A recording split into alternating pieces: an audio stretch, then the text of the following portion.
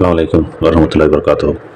Pastor അനിൽക്കുടിത്തോട്ടം K Naushad എന്നിവർ തമ്മിൽ നടന്ന സംവാദത്തിൻ്റെ അവലോകന വീഡിയോ പരമ്പരയുടെ 18ാമത്തെ ഭാഗത്താണ് നമ്മളിന്ന് എത്തിയിരിക്കുന്നത്. ആ സംവാദത്തിൽ പാസ്റ്റർ കുടിത്തോട്ടം ചോദിച്ച ചോദ്യം, പ്രവാചകൻ്റെ 5-10 മാതൃക നമുക്ക് പറയാൻ പറ്റുമോ എന്ന് ചോദിച്ചതിൻ്റെ അടിസ്ഥാനത്തിലാണ് നമ്മൾ ഈ മറുപടി പല ഭാഗങ്ങളായിട്ട് കൊടുത്തു വരുന്നത്. ആ സംഭവത്തിൻ്റെ തലക്കെട്ട് എന്ന് പറയുന്നത് ഖുറാൻ്റെയും ബൈബിളിൻ്റെയും ദൈവികത എന്നതായിരുന്നു. അതിനകത്ത് ഈ മാതൃക ചോദിക്കേണ്ട ഒരു ആവശ്യമില്ല. എന്നാലും ആ സംവാദത്തിൻ്റെ എല്ലാ റൂളുകളും മറികടന്ന് പ്രവാചകനെ അധിക്ഷേപിക്കാനും ആ ടോപ്പിക്കായിട്ട് ബന്ധമില്ലാത്ത ചോദ്യങ്ങൾ ചോദിക്കാനും ആണ് അപ്പോളജിറ്റുകളായ ഈ കൊടുത്തോട്ടം പോലുള്ള പാസ്റ്റർമാർ അവരവസരം വിനിയോഗിക്കുന്നത്. ഡിബേറ്റിന് വരുന്നത് തന്നെ പ്രവാചകനെ അധിക്ഷേപിക്കുക എന്നുള്ള ഒറ്റ ഉദ്ദേശത്തോടു കൂടിയാണ്. ഇവർ മാത്രമല്ല, ക്ലബ് ഹൗസിലാണെങ്കിലും വേറെ കൂടെ ഏത് ഡിബേറ്റ് നിങ്ങളെടുത്താലും ഇവരുടെ എല്ലാം ഒറ്റ ഉദ്ദേശം എന്ത് തലക്കെട്ടാണെങ്കിലും എന്ത് ടോപ്പിക്ക് എന്താണെങ്കിലും പ്രവാചകനെ അധിക്ഷേപിക്കുക എന്ന ഒരേ ഒരു ലക്ഷ്യത്തോടു കൂടിയാണ് വരുന്നത്. അതെല്ലാ സംവാദത്തിലും നമ്മൾ കാണുന്നുണ്ട്. അപ്പം ആ സംവാദത്തിൽ ഈ ബന്ധമില്ല, ഈ ടോപ്പിക്കായിട്ട് ബന്ധമില്ലാത്ത ചോദ്യമായിരുന്നു. അതെല്ലാം അവിടെ എക്സ്പ്ലെയിൻ ചെയ്യാൻ പറ്റുന്ന ഒരു കാര്യമല്ല. ഡിബേറ്റബിൾ അല്ല അതായിരിക്കണം, അല്ലെങ്കിൽ അതായിരിക്കണം തലക്കെട്ട്. യേശുവിൻ്റെയും മൗനവിനും ധാർമ്മികത എന്ന് പറയുമ്പോഴത്തേക്ക് ഓരോ ധാർമ്മിക നമ്മൾ പറയുമ്പോൾ അത് ഡിബേറ്റ് ചെയ്യണം. അതായിരുന്നില്ല ടോപ്പിക്ക്. അപ്പോൾ യേശുവിൻ്റെ ധാർമ്മിക നമ്മൾ എടുത്തു കഴിഞ്ഞാൽ ടോപ്പിക്ക് തന്നെ മാറും. അപ്പോൾ അതുകൊണ്ടാണ് നമ്മൾ സെപ്പറേറ്റ് ആയിട്ട് അതിനൊരു മറുപടിയുടെ പരമ്പര തന്നെ നമ്മൾ കൊടുത്തുകൊണ്ടിരിക്കുന്നത്. പ്രവാചകൻ്റെ ഓരോ സവിശേഷ ഗുണങ്ങൾ ഓരോ എപ്പിസോഡിലും നമ്മൾ ഓരോ ഭാഗത്തും ഒരു ഗുണം എടുത്തിട്ട് അതിൻ്റെ തെളിവുകളും അതിൻ്റെ എക്സ്പ്ലനേഷനും ഖുറാനായത്തും ഹദീസെല്ലാം വെച്ചിട്ട് നമ്മൾ കൊടുത്തു വരികയാണ്.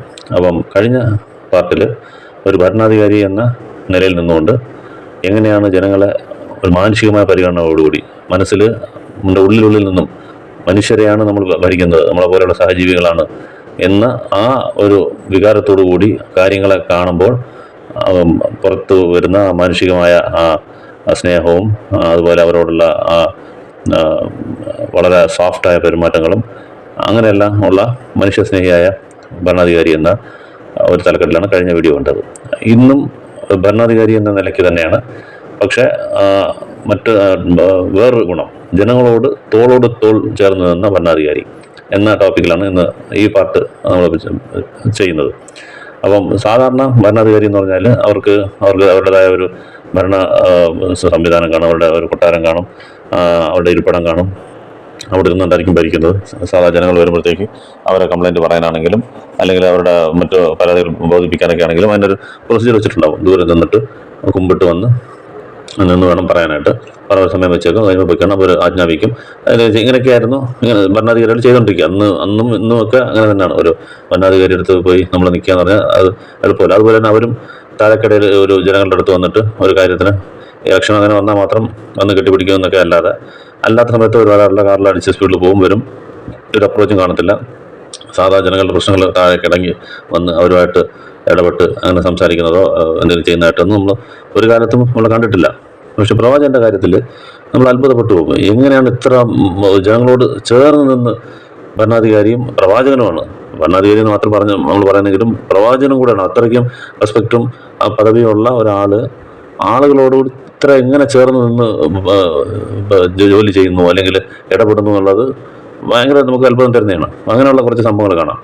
ഇപ്പം മക്കയിൽ നിന്നും അവർ പീഡനങ്ങൾ ഏറ്റുവാങ്ങി നിൽക്കാൻ വയ്യാതായപ്പോഴത്തേക്ക് അവിടുത്തെ പ്രേക്ഷികളുടെ പീഡനങ്ങളും കൊലപാതകങ്ങളൊക്കെ ഒരു ലിമിറ്റിന് കഴിഞ്ഞു, താണ്ടി ഇനി നിൽക്കാൻ പറ്റത്തില്ല എന്ന് മനസ്സിലായപ്പോഴത്തേക്ക് മക്കയിൽ നിന്ന് ഹിജ്റത്ത് ചെയ്ത് മദീനയിൽ വന്നു. മദീനയിൽ വരുമ്പോൾ അവിടെ ഒരു സ്ഥലത്ത് പള്ളി കെട്ടാൻ തീരുമാനിക്കുന്നു. അപ്പോൾ അവിടെ 2 കുട്ടികളുടെ സ്ഥലമായിരുന്നു. അത് പ്രവാചകൻ്റെ സ്വന്തം പൈസ കൊടുത്ത് ആ സ്ഥലം വാങ്ങുന്നു. എന്നിട്ട് അവിടെ കിട്ടുന്ന മസ്ജിദാണ് മസ്ജിദ് നബവി, ഇന്ന് മദീനയിലുള്ള പള്ളി, പ്രവാചകൻ്റെ പള്ളി എന്ന് പറയുന്നത്.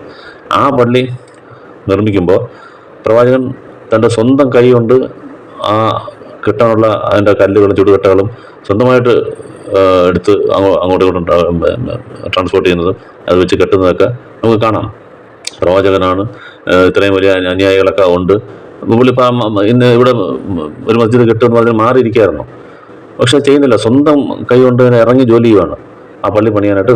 പ്രവാചകൻ്റെ സ്വന്തം കൈ കൊണ്ട് കെട്ടിയ പള്ളിയാണത്. അത് നിങ്ങൾക്ക് കാണണമെങ്കിൽ ബുഖാരിയിൽ 3906 എന്ന ഹദീസിൽ കാണാം. വലിയൊരു ഹദീസിൽ ലാസ്റ്റ് ഭാഗങ്ങൾ വരും. അത് പ്രവാചകൻ സ്വന്തം കൈ കൊണ്ട് അതിൻ്റെ ചുടുകട്ടയും കാര്യങ്ങളൊക്കെ എടുത്തുകൊണ്ട് പോകുമായിരുന്നു എന്നുള്ളത്. അതുപോലെ തന്നെ പിന്നെ അതിനുശേഷം അവിടെ ചക്രവർത്തിയായി, പിന്നെ പല യുദ്ധങ്ങളും നേരിടേണ്ടി വന്നു. അങ്ങനെ ഒരു വളരെ നിർണായകമായ യുദ്ധമായിരുന്നു ഹന്തക് ബാറ്റിൽ ഓഫ് ട്രെഞ്ച് എന്ന് പറയുന്നത്. ആ യുദ്ധത്തിൽ വലിയ ഒരു കിടങ്ങ് കുഴിക്കുമായിരുന്നു. ഒരു പ്രത്യേക യുദ്ധ രീതി എന്ന രീതിയിൽ കിടങ്ങ് കുഴിച്ചിട്ട് ശത്രുക്കളിൽ നിന്നും മദീനയെ രക്ഷിക്കാനായിട്ട് അവരിങ്ങോട്ട് വരാത്ത കണക്ക്. ആ ഇതിനകത്ത് പ്രവാചകൻ ഇറങ്ങി അവരുടെ കൂടെ ഇറങ്ങി നിന്ന് കിടങ്ങ് കുഴിക്കുമായിരുന്നു. അതും എല്ലാവരും വിശന്നിരിക്കുന്ന സമയം. പ്രവാചകനും കഴിച്ചിട്ടില്ല. അപ്പോൾ ആ ഹദീസിൽ കാണാം, വിശപ്പ് 3 ദിവസമായിട്ട് കഴിച്ചിട്ടില്ല. വയറിൽ ഈ ചെറിയ കൊച്ചു കല്ലുകളുണ്ടല്ലോ, അത് തുണി കെട്ടി നനച്ച് കെട്ടിയേക്കും. അപ്പോൾ ഇറുക്കി കെട്ടുമ്പോഴത്തേക്ക് വിശപ്പ് അറിയത്തില്ല. അങ്ങനെ കെട്ടി വെച്ചിട്ടാണ് അവരുടെ കൂടെ നിന്ന് കുഴിക്കുന്നത്. മാറി നിൽക്കുകയല്ല, നിങ്ങൾ കുഴിക്കുന്നതിന് മാറി നിൽക്കില്ല, അവരുടെ കൂടെ നിന്ന് കുഴിക്കുകയാണ്. അപ്പോൾ അങ്ങനെ കുഴിച്ചുകൊണ്ടിരിക്കുന്ന ഒരു കല്ല് ഇടയിൽ വരും. അപ്പോൾ ആ കല്ല് പൊട്ടിച്ചാൽ മാത്രമേ അടുത്ത് അങ്ങോട്ട് മുന്നോട്ട് കുഴിക്കാൻ പറ്റത്തുള്ളൂ. അപ്പോൾ സഹാബികളെല്ലാം നോക്കിയിട്ട് ആ കല്ലൊന്നും ചെയ്യാൻ പറ്റുന്നില്ല, പൊട്ടിക്കാൻ പറ്റുന്നില്ല. അപ്പോൾ പ്രവാചകൻ പറയും, ഇങ്ങനെ ഒരു കല്ലുണ്ട്, അത് പൊട്ടിക്കാൻ പറ്റുന്നില്ല. അപ്പോൾ തൽക്കാലം ഒന്ന് വെള്ളം വെച്ചൊന്ന് കുതിർത്ത് വയ്ക്കാൻ പറയാം. കുതിർത്ത് കുറച്ച് നേരം കഴിയുമ്പോഴത്തേക്ക് പ്രവാചകൻ ചെന്നിട്ട് ആ കൊടാലിയോ അത് വെച്ചിട്ട് ഒരൊറ്റ വെട്ടിന് അത് പീസാക്കി മാറ്റുന്നതാണ്. അത് 3 ദിവസം കഴിച്ചിട്ടുമില്ല. അപ്പോൾ ആ ധീരതയിൽ നമ്മളിത് പറയേണ്ടതായിരുന്നു. പറഞ്ഞൊന്നും എനിക്ക് ഓർമ്മയില്ല. മുമ്പ് ധീരത എന്നുള്ള സവിശേഷ ഗുണം നമ്മൾ പറഞ്ഞിട്ടുണ്ടായിരുന്നു. ഒറ്റ വെട്ടിനത് ഇതാക്കി. അപ്പം 3 ദിവസം കഴിക്കാത്ത പോലെ ആ ആരോഗ്യവും നമ്മൾ കൂടെ നിന്ന് ജോലി ചെയ്യുന്നുണ്ടല്ലോ. അത് ഫസ്റ്റ് ഫ്രണ്ടിൽ നിന്ന് ചെയ്യുവാണ്. ഫ്രണ്ടിൽ നിന്ന് അവർക്ക് പറ്റാത്തതുപോലെ പ്രവാചകൻ നിന്ന് ചെയ്യുവാണ്. ഇതൊന്ന് ബുഖാരിയിൽ 4101 എന്നുള്ള ഹദീസിൽ കാണാം. അപ്പം എല്ലാ കാര്യത്തിനും ജനങ്ങളോട് കൂടെ നിന്ന് ചെയ്യാന്നുള്ളത് ഭരണാധികാരി ഒരിക്കലും അങ്ങനെ ചെയ്യുന്ന ആളല്ല. ഒരു സെപ്പറേറ്റ് ആയിട്ട് ആജ്ഞാപിച്ചിട്ടൊക്കെ മാറത്തേ ഉള്ളൂ, മാറി നിൽക്കത്തുള്ളൂ. എന്നിട്ട് തിരിച്ച് വന്നിട്ട് കറക്റ്റായിട്ട് ചെയ്തില്ലെങ്കിൽ വഴക്കുറയും, അങ്ങനെയൊക്കെയുള്ള ആൾക്കാരാണ് നമ്മൾ കണ്ടിട്ടുള്ളത്. പക്ഷേ പ്രവാചകൻ അതിന് നേരെ ഓപ്പോസിറ്റായിട്ട് ജനങ്ങളിലേക്ക് ഇറങ്ങി നിന്ന് ചെയ്യുന്നതാണ്. അതുപോലെ ഈ പല ഗവർണർമാർ കാണും, പല പ്രവിശ്യകളിലേക്ക് ഗവർണർമാർ അയക്കുന്നത്. അപ്പം അങ്ങനെ മുആദ് ബിൻ ജബൽ എന്ന സഹാബിയാണ് യമനിൽ ഗവർണറായിട്ട് അയച്ചിരുന്നത്. അപ്പം ഇടയ്ക്ക് 2-3 വട്ടം ഈ ഹദീസിൽ കാണാം. 3 വട്ടമെങ്കിലും വന്നിട്ട് പോകുന്ന പോലെ സംഭവങ്ങൾ നമുക്ക് ഹദീസിൽ കാണാൻ പറ്റും. ഒരു വട്ടം ഇങ്ങനെ മുആദ് ബിൻ ജബലായിട്ട് പോകുമ്പോൾ കൂടെ പോകും പ്രവാചകൻ. അപ്പോൾ സെപ്പറേറ്റ് ഒരു ഒട്ടകത്തിലോ ഒന്നുമല്ല, മുആദ് ബിൻ ജബൽ പോകുന്ന ആ ഒട്ടകത്തിൽ തന്നെ കൂടെ യാത്ര ചെയ്യാണ്. സെപ്പറേറ്റ് ആയിട്ട് എനിക്ക് യാത്ര പോകണം, വേറെ സഹാബികൾ വേറെ ഒട്ടകം നിങ്ങൾ മാറി നിൽക്കണം, ഞാൻ സെപ്പറേറ്റ് വാഹനമൊന്നുമില്ല, അത് ഷെയർ ചെയ്തിട്ട് ഒറ്റ ഇതിൽ പോകണം. പോകുമ്പോഴത്തേക്ക് ഉപദേശിച്ച് പോയിക്കൊണ്ടിരിക്കുകയാണ് ഇങ്ങനെ, അള്ളാഹു ഏകനാണെന്നും ഞാൻ പ്രവാചകനാണെന്നും വിശ്വസിച്ച് കഴിഞ്ഞാൽ അള്ളാഹു എല്ലാ പാവങ്ങളിൽ നിന്ന് അവരെ മോചിപ്പിക്കും എന്ന് പറയുന്ന ഹദീസ് ഈ ഇതിലായിട്ടാണ് വരുന്നത്, ഈ സംഭവത്തിൽ. അപ്പം ഷെയർ ചെയ്ത് വണ്ടി ഓടിക്കുന്ന എനിക്ക് അങ്ങനെ ആഗ്രഹിക്കുന്നില്ല, എനിക്ക് സെപ്പറേറ്റ് ഒരു ഇത് വേണമെന്നോ അങ്ങനെയൊന്നും മനസ്സിലില്ല. ഇത് നോക്കിക്കഴിഞ്ഞാൽ ബുഖാരിയിൽ 128 ഹദീസിൽ ഇതേ മുആദ് ബിൻ ജബൽ തന്നെ വേറൊരു സംഭവം, ലാസ്റ്റ് പ്രാവശ്യം 3-ാമത്തെ വട്ടം വന്നിട്ട് തിരിച്ച് പോവുകയാണ്, മദീനയിൽ വന്നിട്ട് യമനിലേക്ക് പോവുകയാണ്. അപ്പോൾ പ്രവാചകൻ കൂടെ നടന്നു പോവാണ്. മുആദ് ബിൻ ജബൽ ഒട്ടകത്തിലും പ്രവാചകൻ കൂടെ നടന്നു പോയി ആ മദീനയുടെ ബോർഡർ വരെ പോകും. കൂടെ നടന്നു പോയി ഉപദേശിച്ചുകൊണ്ടേ പോകും. ആളുകളുടെ അടുത്ത് ഹാർഷായിട്ട് പെരുമാറരുത്, നല്ല രീതിയിൽ പെരുമാറണം, അവരുടെ അടുത്ത് കാര്യം ശ്രദ്ധിക്കണം എന്നൊക്കെ. അങ്ങനെ ജനങ്ങളെ എങ്ങനെ അവരുടെ അടുത്ത് ഭരിക്കേണ്ടത്, അവരുടെ ദേഷ്യം സമ്പാദിക്കാതെ അവരെ കഷ്ടപ്പെടുത്താതെ ചെയ്യണം, അങ്ങനെ ഉപദേശം കൊടുത്തുകൊണ്ടേ പോകും. അപ്പം വേണമെങ്കിൽ ഞാൻ മോൾ കയറിയ ഓട്ടത്തിൻ്റെ പുറത്ത് പ്രവാചകൻ യാത്ര ചെയ്തിട്ട് മുആദ് ജബൽ വേണം നടന്നു വരിക്കാൻ പറയാം, അല്ല വേറെ ഓട്ടം വേണമെങ്കിൽ എടുത്തുകൊണ്ട് പോകും. അത് കഴിഞ്ഞില്ല, നടന്നു പോകും. മുആദ് ജബൽ മുകളിൽ തന്നെ ഞാൻ നടന്നു തന്നെ പോകുന്നു പറഞ്ഞ് കൂടെ പോയി നിന്നിട്ട് മദീനയുടെ ബോർഡർ വരുമ്പോഴത്തേക്ക് അതിനകത്തൊരു സംഭവം അതിനകത്ത് ചേർത്ത് പറയാനുള്ളത്, അത് ഇപ്പോൾ പറയും. ഇനി അടുത്ത പ്രാവശ്യം വരുമ്പോൾ മുആദ് ജബൽ എന്നെ ഒരുപക്ഷെ കണ്ടെന്നിരിക്കത്തില്ല എന്നുള്ള രീതിയിൽ, ഞാൻ ഭൂമിയിൽ കാണത്തെ, ഞാൻ മരിച്ചിട്ടുണ്ടാവും എന്നുള്ള രീതിയിൽ ആ ന്യൂസും പറയുകയാണ്. അപ്പോൾ ഇത് കേട്ടിട്ട് മുആദ് ജബൽ ഭയങ്കരമായിട്ട് കരയും, ഇനി വരുമ്പോൾ കാണാൻ പറ്റത്തില്ല എന്നുള്ളത്. അപ്പോൾ ആ കരച്ചിൽ കണ്ടിട്ട് പ്രവാചകൻ തിരിയും. അത് മദീനയിലേക്ക് നോക്കി മുഖം തിരിച്ചിട്ട് പിന്നെ ഒന്നും പറയാതെ അങ്ങനെ നടന്നങ്ങ് പോകും. അപ്പം എങ്ങനെയാണ് ഈ ഒരു അഫെക്ഷനും അതൊക്കെ നോക്കി, അത് തന്നെ ഒരു സെപ്പറേറ്റ് ആളായിട്ടേ കൂട്ടിയിട്ടില്ല. ഇത്രയും വലിയ പ്രവാചകൻ, ഇത്രയും മതത്തിൻ്റെ അനുയായികളിൽ നിന്ന് നോക്കി എത്ര കോടിക്കണക്കിന് ആൾക്കാർ എന്ന് വന്നിരിക്കുന്നു. അത് വരാൻ കാരണം അതാണ്. ഓരോരുത്തരും പ്രവാചകൻ്റെ ഈ ബയോഗ്രഫി വായിച്ചിട്ട് എങ്ങനെ ഒരു മനുഷ്യൻ ജീവിക്കാൻ പറ്റി? തീർച്ചയായിട്ടും ഇദ്ദേഹം ഒരു പ്രവാചകൻ തന്നെയാണ്. ഒരു അഹംഭാവമോ ഒരു ഹെഡ് വെയിറ്റോ ഒരു അല്പം പോലും ഇല്ലാതെ, ഒരു ചെറിയ പരിഗണന പോലും വാങ്ങിക്കാതെ, നമ്മൾ ആഗ്രഹിക്കാതെ ആളുകളോട് ചേർന്ന് നിന്നിട്ട് അവർക്ക് അപ്പോൾ എപ്പോഴും അവരെ കുറിച്ചുള്ള ഉപദേശവും അവരെങ്ങനെ നോക്കണം എന്നുള്ളതും അത് പറഞ്ഞിട്ട് ആ കരയുന്നത് പോലും നോക്കാൻ പറ്റാതെ തിരിഞ്ഞു നിന്നിട്ട് ഇങ്ങോട്ട് മദീനയെ നോക്കി തിരിച്ച് നടക്കുകയാണ്. ഇത് അഹമ്മദിൽ 21040 എന്ന ഹദീസിൽ കാണാം നടന്നു പോയെന്നുള്ളത്. അതുപോലെ തന്നെ പ്രവാചകൻ ഇങ്ങനെ ഒരു ആൾക്കാരോട്ട് നടന്ന് പോവുകയാണ്. കുറേ സഹാബകളോട് പോകുമ്പോഴത്തേക്ക് പെട്ടെന്ന് ഒരു മറവ് തലയിൽ പുറത്ത് ഒരു ഷെയ്ഡ് വരുന്ന ആൾ നോക്കുമ്പോഴത്തേക്ക് ഒരാൾ കുട പിടിച്ചു കൊടുക്കുന്നു ബാക്കിൽ നിന്ന്. എന്തിനാന്ന് പറഞ്ഞിട്ട് അപ്പോഴേ വാങ്ങിക്കും, അത് കുട വാങ്ങിച്ചിട്ട് മടക്കാൻ പറയും.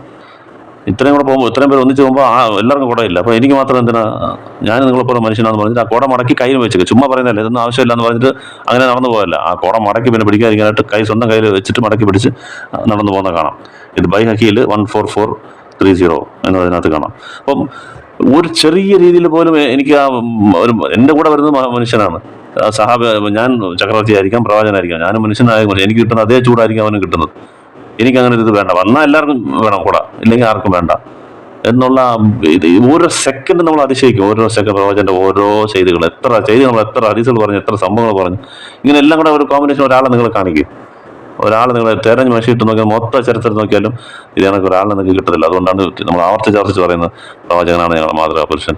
ഖുർആൻ പറയുന്നുണ്ട് നിങ്ങൾക്ക് പ്രവാചകന് ഉത്തമ മാതൃകയുണ്ടെന്ന്. ചുമ്മാ പറഞ്ഞതല്ല, അത് ഇത്രയ്ക്ക് മൈന്യൂട്ടായിട്ട് ആൾക്കാരോട് പെരുമാറി ജീവിച്ചു കാണിച്ചു പ്രവചനം ചെയ്ത മാതൃക എന്നാണ് നിങ്ങൾ പറഞ്ഞിരിക്കുന്നത്. എല്ലാം പറഞ്ഞിരിക്കുന്നത് എല്ലാം ചെയ്ത മാതൃക, ഉപദേശിച്ചല്ല, വെറുതെ ഉപദേശിച്ചിട്ട് പോകല്ല.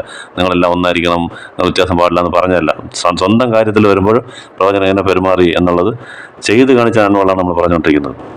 അതുപോലെ തന്നെ ഇത് മറ്റൊരു യാത്രയിൽ പോകുമ്പോഴത്തേക്ക് ആൾക്കാരെല്ലാം ഒരു കിണറ്റിൻ്റെ കോരി വെച്ചിട്ട് വെള്ളം കുടിച്ചുകൊണ്ടിരിക്കുകയാണ് പാത്രത്തിൽ നിന്ന്. എല്ലാവരും കൂട്ടത്തോടെ പാത്രം കഴിക്കുന്നു, കുടിവെള്ളം കുടിക്കുന്നു. പ്രവചനം ഇറങ്ങിപ്പോയിട്ട് വെള്ളം, എനിക്ക് കുറച്ച് വെള്ളം വേണമെന്ന് പറയും. വെളുപ്പിക്കുകയോ എല്ലാം ചെയ്യാമായിരുന്നു. അവരും ചെയ്യാതെ എവിടെയാണോ വെള്ളം ഒരു പാത്രത്തിൽ ഇരുന്ന് എടുത്ത് കുടിച്ചുകൊണ്ടിരിക്കുന്നത് അവിടെ പോയിട്ട് ചോദിക്കും. അപ്പോൾ ഒരു സഹാബി പറയും, 1 മിനിറ്റ് പ്രവാചകൻ, ഞാൻ വീട്ടിൽ നിന്ന് നല്ല വെള്ളം കൊണ്ടുവരാമെന്ന് പറയും. ഇത് ആൾക്കെല്ലാം കൈയിട്ടതാ. ഒന്നുമില്ല, എനിക്ക് ഈ വെള്ളം തന്നെ മതി എന്ന് പറഞ്ഞിട്ട് അവർ ഏത് വെള്ളത്തിലാണോ എല്ലാവരും കുടിച്ചത് വെള്ളം, ആ വെള്ളത്തിൽ തന്നെ ആ വെള്ളം എടുത്ത് തന്നെ പ്രവാചകൻ കുടിക്കുന്നതാണ്. എന്നിട്ട് തൊട്ടപ്പുറത്ത് സംസം കിണറുണ്ട്, അതിൽ നിന്ന് കുറച്ച് പേര് വെള്ളം കോരി മറ്റാൾക്കാർക്ക് ഇങ്ങനെ ഡിസ്ട്രിബ്യൂട്ട് ചെയ്തുകൊണ്ടിരിക്കുകയാണ്. അപ്പോൾ അവിടെ പോയിട്ട് പറയും, ഞാനും നിങ്ങളുടെ കൂടെ വന്നിട്ട് എൻ്റെ കൈ കൊണ്ട് ആ കയർ വെച്ചിട്ട് എൻ്റെ തോൾ കൊണ്ട് എടുത്ത് ഈ വെള്ളം കോരി ഞാനും കൊടുത്തേനെ. പക്ഷേ ഞാൻ അവിടെ വന്ന് ഇപ്പോൾ കോരാൻ തുടങ്ങിക്കഴിഞ്ഞാൽ ആൾക്കാരെല്ലാം വന്ന് ബഹളം ഉണ്ടാക്കി എൻ്റെ കൂട്ടത്തിൽ തന്നെ അവർ വന്ന് ഇത് കോരാൻ നോക്കും, അതുകൊണ്ടാണ് ഞാൻ വരാത്തത് എന്ന് പറയുന്നത് കാണാം. അപ്പോൾ ഒരു അല്പം പോലും ഒരു വ്യത്യാസമില്ലാതെ ചക്രവർത്തി ആണെങ്കിലും ശരി, ഏറ്റവും താഴെയുള്ള പ്രജയാണെങ്കിലും ശരി, ഒരു വ്യത്യാസമില്ല, ആരാന്ന് കണ്ടുപിടിക്കാൻ പറ്റാത്ത രീതിയിൽ. അതുപോലെ തന്നെ ആർക്കെങ്കിലും ഒരു ചെറിയ പ്രശ്നം ഉണ്ടെങ്കിൽ ആ സമുദായത്തിലെ ഏറ്റവും താഴേക്കുള്ള ആൾ വന്നിട്ടും ഈ പ്രവചൻ്റെ കൈ പിടിച്ചുകൊണ്ട് കൊണ്ടുപോയിട്ട് എൻ്റെ പ്രശ്നമുണ്ട്, എനിക്കിത് ആൻസർ ചെയ്യും എന്ന് പറയുന്ന കാണാൻ പറ്റും. ഇത് അബുദാബുദിൽ 4818 ഒരു വയസ്സായ ഒരു സ്ത്രീ വന്നിട്ട് പ്രവചൻ്റെ നേരെ വന്നിട്ട് എനിക്ക് പ്രശ്നമുണ്ട്, എൻ്റെ കൂടെ ഒന്ന് ഇത് സോൾവ് ചെയ്യുമെന്ന് പറഞ്ഞ് വിളിച്ചുകൊണ്ട് പോകുന്ന കാണാം. ഇത് ഏത് കാലത്ത് ഇതൊക്കെ നടക്കുമെന്നാണ് പറയുന്നത്? ഏത് ഭരണാധികാരിയാണ്, ഏത് രാജാവാണ്, ഏത് ചക്രവർത്തിയാണ് ഇങ്ങനെ ചെയ്തിട്ടുള്ളത്? പ്രവചന മുമ്പും പ്രവചന ശേഷവും ഇത് കേട്ടുകേൾവിയുണ്ടോ നമുക്ക്? ഒരു ചക്രവർത്തി ആളുകളിൽ ഇങ്ങനെ ഇടപെട്ടത്, ഇങ്ങനെ അത്രയും അവരോട് തോളോട് ചേർന്ന് നിന്ന് കാര്യങ്ങളെല്ലാം ചെയ്ത ഒരു ചക്രവർത്തി പ്ലസ് പ്രവാചകൻ, അത് നോക്കണം, ആത്മീയ നേതാവ് അല്ലെങ്കിൽ ആത്മീയ നേതാവ് അങ്ങനെ ചെയ്തായിട്ട് നിങ്ങൾ കണ്ടിട്ടുണ്ടോ? എവിടെയും കാണാൻ പറ്റത്തില്ല, ഒരിടത്തും കാണാൻ പറ്റത്തില്ല. അതുകൊണ്ടാണ് ഞങ്ങൾ തിരിച്ചു മറിച്ചും പറയുന്നത്, നിങ്ങൾക്ക് ഇത് എനിക്ക് മാത്രമേ കാണിക്കാൻ പറ്റത്തില്ല. വെറുതെ ഇല്ലാത്ത ഹദീസുകൾ കൊണ്ടുവന്നിട്ട് വളച്ചൊടിച്ച് നിങ്ങളുടെ മനസ്സിന് ഒരു ഇതിന് വേണ്ടിയിട്ട് നിങ്ങൾ തോന്നിവാസം പറഞ്ഞ് പ്രവാചകനെ കുറിച്ച് മോശമാക്കുന്നതല്ലാതെ ഓരോ സംഭവം എത്ര സംഭവങ്ങൾ നമ്മൾ പറഞ്ഞു, ഇനി എത്ര സംഭവങ്ങൾ കിടക്കുന്നത്. ഇത് ജസ്റ്റ് ഒരു 5-6 സംഭവം ഒരു ഹെഡിങ്ങിൻ്റെ അടുത്ത് നമ്മൾ പറയുന്നതേ ഉള്ളൂ. ഈ കോമ്പിനേഷനിൽ ഒരിക്കലും നിങ്ങൾക്ക് ഒരു മാതൃകാ പുരുഷനെ നിങ്ങൾക്ക് കാണിക്കാൻ പറ്റത്തില്ല. അപ്പം ഇതാണ് ആർക്കും വന്ന് അപ്രോച്ചബിളാണ്. അതുപോലെ ആഹാരത്തിൻ്റെ കാര്യത്തിൽ എനിക്ക് വലിയ പണക്കാരാകുമ്പോഴത്തേക്ക് നല്ല ക്വാളിറ്റി ഫുഡൊക്കെ ആയിരിക്കും. സാധാ വീട്ടിലാണെങ്കിൽ അതിൻ്റെതായ എല്ലാ ആ ഒരു സ്റ്റാൻഡേർഡേ കാണത്തുള്ളൂ. അപ്പോൾ പറയും, എനിക്ക് അങ്ങനെയല്ല, നിങ്ങൾ നല്ല മുന്തിയ ആഹാരം തന്നെ എന്നെ വിളിച്ചാലും ഞാൻ വരും. സാധാ ആൾക്കാർ വെറും ഇതുള്ള ഒരു ലെവലിൽ നിങ്ങളൊന്ന് കരുതുന്ന അങ്ങനെയുള്ള വിരുന്നിന് എന്നെ വിളിച്ചാലും ഞാൻ വന്ന് ആഹാരം കഴിക്കും എന്ന് പറയുന്നത് ബുഹാരിയിൽ 2568, 5178, തിരുമതിയിൽ 1338 ഈ ഹദീസുകളിൽ കാണാം. അതുപോലെ തന്നെ മറ്റൊരു സംഭവത്തിൽ പ്രവചനം നടന്നു പോകുമ്പോഴത്തേക്ക് അവിടെയുള്ള ആളുകൾ 2 ടീമായിട്ട് ഇരുന്നിട്ട് അമ്പയത്ത് പ്രാക്ടീസ് ചെയ്തുകൊണ്ടിരിക്കുകയാണ്. അമ്പയത്ത് എറിഞ്ഞ് അങ്ങോട്ട് കളിക്കുന്നത്, അല്ലെങ്കിൽ കുന്ത എറിഞ്ഞ് കളിച്ചുകൊണ്ടിരിക്കുകയാണ് 2 ടീമായിട്ട്. അതുകൊണ്ടാണ് പ്രവാചകൻ അവരുടെ അടുത്ത് പറയുന്നത്, നിങ്ങൾ ഈ വിദ്യ അല്ലെങ്കിൽ ഈ അമ്പയത്ത് ശരിക്കും പ്രാക്ടീസ് ചെയ്യുക. കാരണം നിങ്ങളുടെ പിതാവ് ഇസ്മായിൽ അഗ്രഗണ്യനായ ഒരു അമ്പയത്തുകാരനായിരുന്നു. അത് പിതാവ് അറബ് ഗോത്രത്തിൻ്റെ സ്റ്റാർട്ടിങ് ഇബ്രാഹിം നബിയുടെ പുത്രനായ ഇസ്മായിൽ, അദ്ദേഹം നല്ലൊരു അമ്പയത്തുകാരനായിരുന്നു. അതുകൊണ്ട് നിങ്ങൾ നല്ലൊരു കളിക്കുന്നത്, ഞാനൊരു ടീമിൽ ചേരാമെന്ന് പറഞ്ഞിട്ട് ഒരു ടീമിൻ്റെ കൂടെ ചേർന്ന് റെഡിയായിട്ട് നിൽക്കും. അപ്പോൾ മറ്റേ ടീമുകാർ ഉടനെ കളി നിർത്തും, നിങ്ങൾ എറിയുന്നില്ല എന്ന് പറയും. അത് ചോദിക്കും, എന്താ നിങ്ങൾ എംപ് ചെയ്യാത്ത എന്താണെന്ന് ചോദിക്കുമ്പോഴത്തേക്ക്, അല്ല താങ്കൾ അപ്പുറത്തിരിക്കുമ്പോൾ അപ്പുറത്തെ ടീമിൽ നിൽക്കുമ്പോൾ എതിർ ടീമിൽ നിൽക്കുമ്പോൾ ഞങ്ങളങ്ങനെ എറിയുക, എതിരായിട്ട് ഞങ്ങൾ അമ്പ് ചെയ്യുക. അപ്പോൾ ശരി വേണ്ട, ഞാൻ 2 പേർക്കും പൊതുവായിട്ട് നിന്നോളാം എന്ന് പറഞ്ഞിട്ട് നിൽക്കുന്നതാണ്.